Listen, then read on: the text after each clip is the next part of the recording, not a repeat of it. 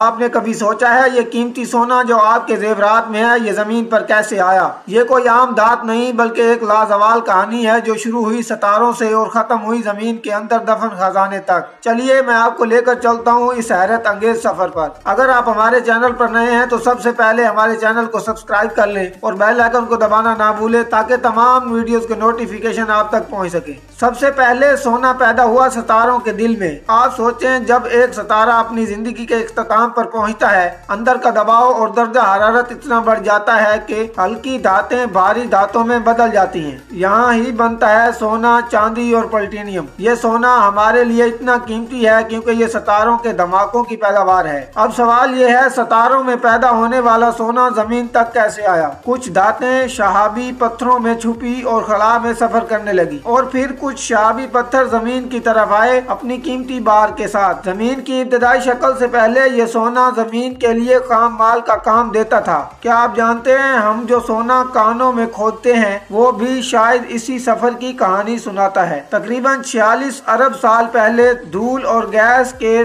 بادل جمع ہو کر زمین بنانا شروع ہوئے۔ زمین کے اندر یہ سونا اور دیگر دھاتیں پہلے ہی موجود تھی جو شہابی پتھروں سے آئی تھی۔ زمین جب پگھلی ہوئی تھی تو یہ سونا مایا زمین کے مرکز میں تحلیل ہو گیا۔ تصور کریں یہ دھاتیں لاکھوں سال تک زمین کے اندر چھپی رہیں۔ اب بات آتی ہے سونا زمین کے اندر دفن کیسے ہوا؟ زمین جب پگھلی ہوئی تھی تو بھاری دھاتیں نیچے دھس گئیں اور ہلکی اوپر رہ گئیں۔ اس عمل کو کہتے ہیں ڈیفرینیشن۔ بعد میں آتش فشاں زلزلے اور ندیوں کے بہاؤ نے اسے سطح کے قریب بھی لا دیا۔ اسی لیے آج ہم ندیوں اور پہاڑوں میں سونا تلاش کر سکتے ہیں۔ کیا آپ سوچ سکتے ہیں یہ دھات اربوں سال کی تاریخ رکھتی ہے۔ اگلی بار جب آپ سونا پہنے یا کسی سونے کے سکے کو دیکھیں یاد رکھیں ستاروں کے دھماکوں سے لے کر زمین کے اندر دفن ہونے تک سونا ہمیں بتاتا ہے کہ ہر چیز کا ایک شاندار سفر ہوتا ہے۔ اگر آپ کو ہماری ویڈیو پسند آئی ہے تو لائک اینڈ شیئر کریں اور کمنٹ سیکشن میں اپنی رائے کا اظہار کریں۔ ملتے ہیں ایک نئی ویڈیو کے ساتھ۔ اللہ حافظ۔